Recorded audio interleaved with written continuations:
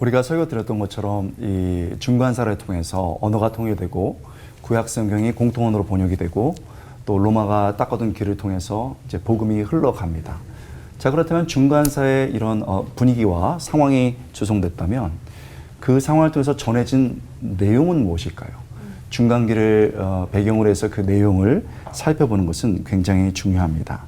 요약해보자면 중간사와 관련된 것을 두 가지로 요약할 수 있겠는데, 진정한 성전 대신 예수님. 뭐라고요?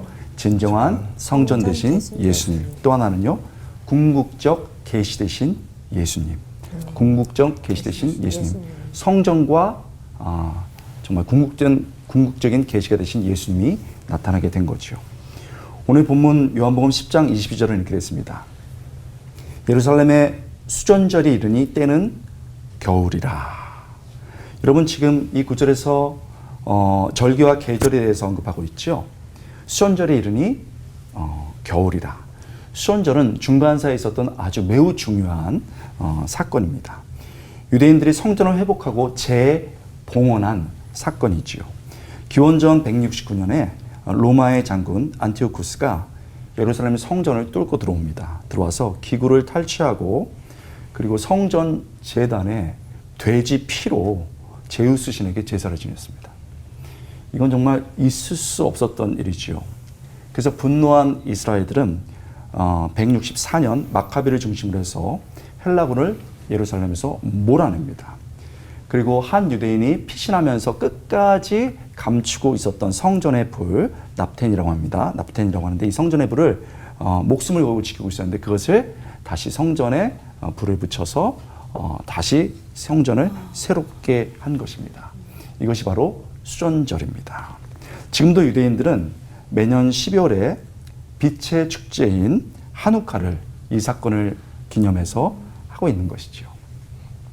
여러분, 수전절을 통해서 알 수 있듯이 우리는 중간사 속에서도 유대인들에게 성전은 너무나도 중요한 것이었습니다.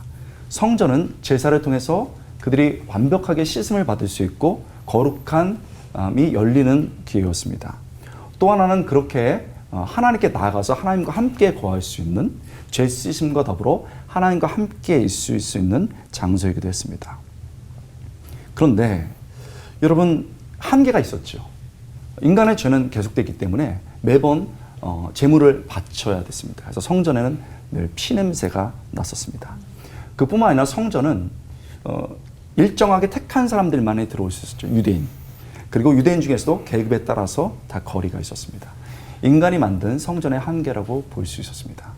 그러나 중간사가 지나고 그 오랜 기간이 지난 다음에 하나님께서는 진정한 성전을 보내주십니다. 여러분, 이 성전을 통해서 이제는 모든 사람이 죄 용서를 단번에 받을 수 있게 되었습니다. 이제는 모든 사람들이, 이방인과 모든 사람들이 다 하나님께 나올 수 있는 진정한 새 성전을 보내주셨습니다. 그분이 누굽니까? 바로 예수 그리스도인 줄 믿습니다. 예수 그리스도라는 것이죠.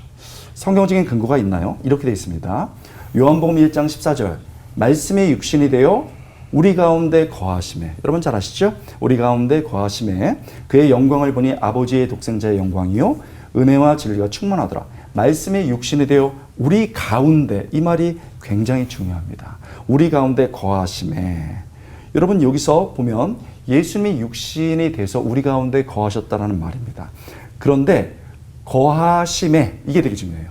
거하심에 라는 단어는요, 스케노라는 단어입니다. 그냥 좀 어려워도 들어보세요. 스케노라는 헬러어 단어인데 이 단어의 뜻이 살다, 어디 거주하다, 이런 뜻이에요.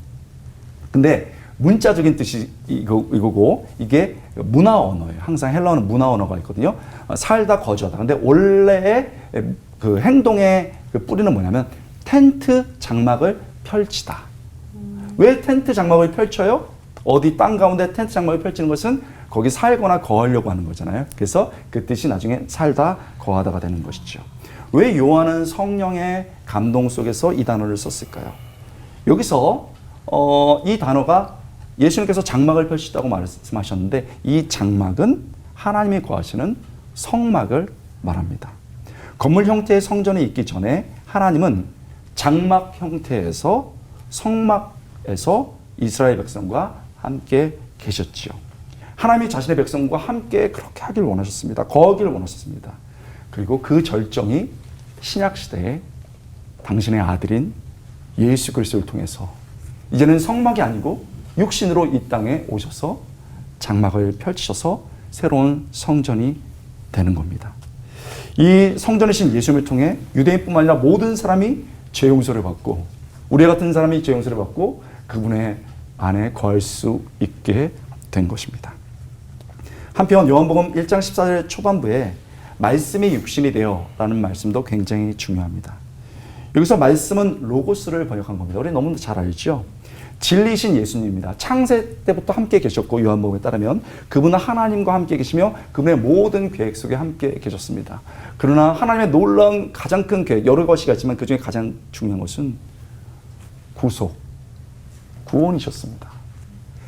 여러분, 그렇게 하나님께서 이 큰 계획, 구속을 할 때 예수님이 거기 함께 계셨고 이 구속을 이루기 위해서 예수님께서 이 땅에 오신 겁니다. 하나님이 우리에게 큰 계획을 갖고 계신다는 것을 어떻게 알 수 있는가? 하나님의 약속, 그 말씀이 육신으로 눈에 보여주는 말씀으로 이 땅에 오신 것을 통해서 우리는 알게 되는 겁니다.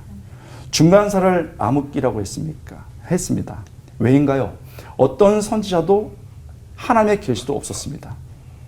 유대인들은 그리고 경전을 너무너무 중요시 여겼고 그들의 경전이 이제는 헬라어로 번역됐습니다. 자, 모든 구약에서 메시아를 기다리고 있습니다. 그리고 이제는 문자 이전에 그 약속의 본체이시고 눈으로 볼 수 있는 예수님이 이 땅에 오신 겁니다. 400년은 침묵의 시간이 아니었습니다. 침묵은 새로움으로 들어가는 문이었습니다. 그리고 그 문에서 우리는 예수님을 만나는 것입니다. 약속대로 오신 예수님이, 말씀이신 예수님이 소리로 끝나지 않고 그 예수님께서 우리 위해 죽으셨습니다. 영생의 문이 그렇게 열린 겁니다. 하나님의 계시가 끊긴 중간사 400년은 그분의 계시가 없이 인간의 삶과 역사가 얼마나 어둠 속에 있었는지를 보여줍니다. 더불어 하나님은 흑암 속에서도 우리를 여전히 사랑하시며 그리고 때가 되면 큰 계획으로 그 문을 열고 우리로 초대하는 것입니다. 여러분, 하나님의 침묵 속에 있으신가요? 너무 외로우신가요? 하나님은 여전히 우리를 사랑하시고 우리에게 큰 계획을 가지고 계십니다.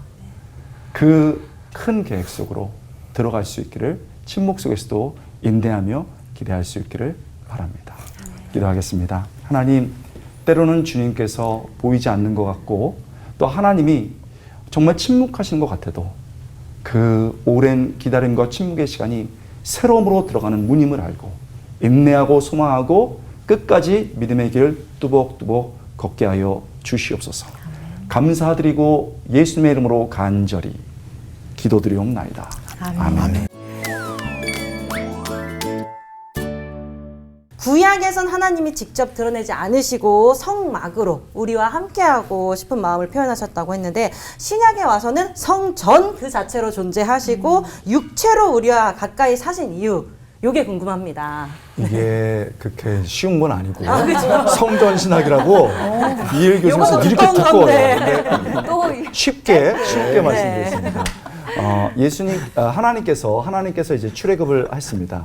그리고 하나님께서 그 백성이 광야로 들어가십니다. 광야로 힘들게 홍해를 건너서 건너가시죠. 하나님께서 그들과 함께 하시길 원했습니다. 여러 방법이 있었는데 성막을 지으라고 하셨습니다.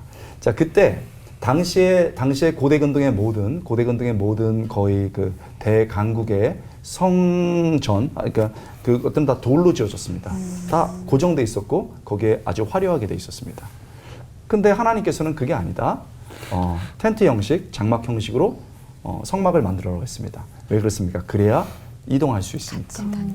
그리고 그 재료가 물론 금도 들어가지만 내가 아끼는 실을 해도 그 재료가 될 수 있었습니다. 하나의 천도 됐었습니다. 그래서 네가 정말 그것에 드리고 싶으면 받아주시는 하나님입니다. 그렇게 하다 이제 다윗과 솔로몬 시대 지나면서 이제 성전이 되잖아요. 그런데 아까 말했던 것처럼 여러 어떤 파괴도 됐고 여러 단점들이 있었습니다. 그랬을 때 이제 예수님께서 딱 오시는데 왜 그렇게 하셨는가로 표현하면 사랑입니다. 어떤 사랑이냐? 함께하고 싶었던 사랑, 그리고 구원하고 싶었던 사랑. 말라기 이후에 사람들은 광야를 걷는 게 아니고 죽음을 향해서 걷고 있었던 거죠. 모든 죄로 죽어가니까. 이제는 그 죄의 죽음 가운데 들어오셔서 함께하기를 원하셨습니다. 그리고 그 모든 죄를 어깨에 짊어 매셨습니다. 그래서 진정한 죄 용서가 이루어지고 하나님께로 갈 수 있는 길을 열어두신 것입니다. 성전은 헤롯 성전도 결국은 나중에 무너지잖아요. 모든 성전이 무너졌습니다. 예수님께서 지었던 성전은 재료가 뭐였을까요? 예수님의 부드러운 살이었습니다. 그리고 피였습니다. 그 살과 피로 모든 성전에 잘못된 성전을 허무시고 새로 지었다고 에베소서에 되어 있었습니다. 그래서 거기서 단번에 용서가 이루어지고 이제는 모든 사람들이 함께 지어져 간다고 표현되고 있는 것입니다.